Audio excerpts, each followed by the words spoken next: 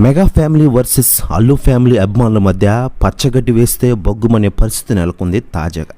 ఇటీవల జరిగిన ఎన్నికల సమయంలో అల్లు అర్జున్ వైసీపీ అభ్యర్థికి మద్దతుగా నిలవడమే దీనికి కారణం.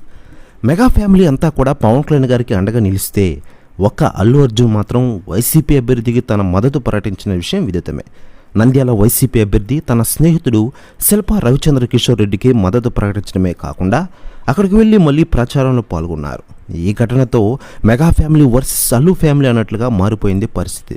దీని తర్వాత అల్లు అర్జున్ ఉద్దేశించి మెగా బ్రదర్ నాగబాబు ట్విట్టర్ వేదికగా విమర్శలు చేయడం, దానికి బన్నీ అభిమానులు ఓ రేంజ్లో ఫైర్ అవడం చకచకా జరిగిపోయాయి. అల్లు అర్జున్ అభిమానుల దెబ్బకు నాగబాబు ట్విట్టర్ అకౌంట్ను కూడా డిలీట్ చేశారు. ఇక ఎన్నికల్లో కూటమి విజయం సాధించడం, అల్లు అర్జున్ మద్దతు ప్రకటించిన శిల్పా రవిచంద్ర కిషోర్ రెడ్డి ఓడిపోవడంతో మెగా అభిమానులు అల్లు అర్జున్ ఒక్కసారిగా టార్గెట్ అయిన విషయం తెలిసిందే. ఇక అప్పటి నుంచి అల్లు వర్సెస్ మెగా అన్ను కొనసాగుతున్న విషయం తెలిసిందే.